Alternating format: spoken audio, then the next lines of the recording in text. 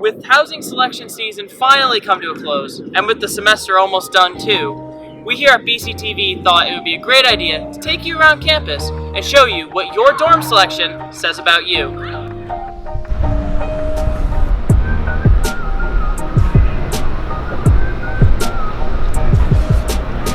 The mods.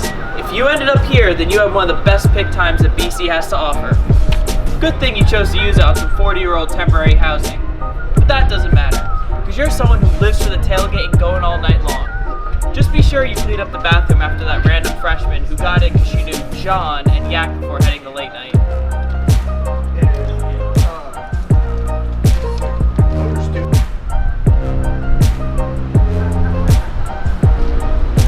Iggy and Ruby.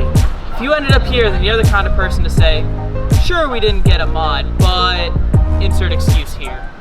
But hey, at least you can display your LED lights in your common room for all the people coming out of late night to see. Plus, with all these new renovations, you get to flex on all your mod-dwelling friends. Vandy. If you're excited for ending up here, then you're probably a freshman currently thriving off your superior pick time compared to your friends in Walsh.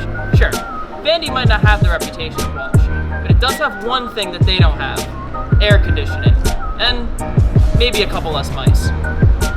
Speaking of Walsh, thank you.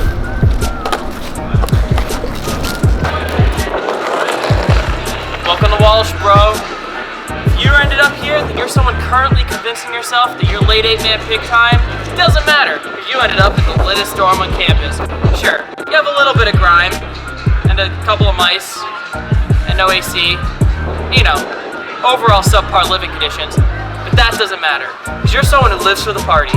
A bona fide future mod owner who's gonna hang his Saturdays are for the boys flag with pride in his common room. So you go ahead, get your party on. Just make sure that it ends before 11:50. Stair. Yeah, this one pretty much just exists. 90. If you chose here, you're someone who may not have been able to get Vandy, but didn't necessarily want to slum it in Walsh. It's the dorm across from Lower. And living here, you'll probably start to realize that the dorm across from Lower pretty much sums it up. Co-row. If you ended up here, then you truly know what betrayal feels like. Res life failed you, but hey, it's okay. Because your friends in Walsh said that they would still hang out with you on the weekends. Get ready for a full year of people complaining about how often you complain about your housing situation.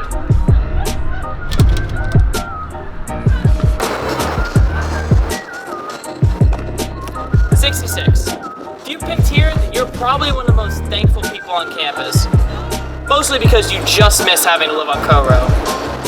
But living here, in a double on Lower, you'll get a very unique outlook on your school year here. Mostly being that how lame it is living on a double in Lower.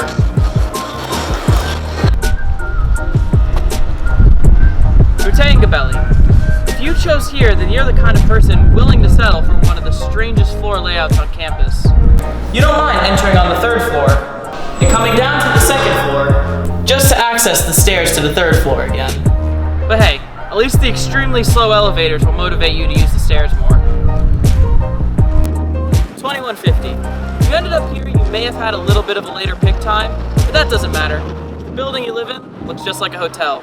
It looks great, and it'll feel great living here. But looking out your window in the morning, you might start to realize that you may have underestimated the distance you have to walk to class in the morning. 2K. If you chose here, then you're someone who wanted the off-campus experience, but it didn't want that 4th-year housing to go to waste. Well, I have good news for you. Here, you get to experience the limits of living in BC housing with the inconvenience of having to travel to class every day. So, hey, a little bit of both worlds. But at least you get a preview, though.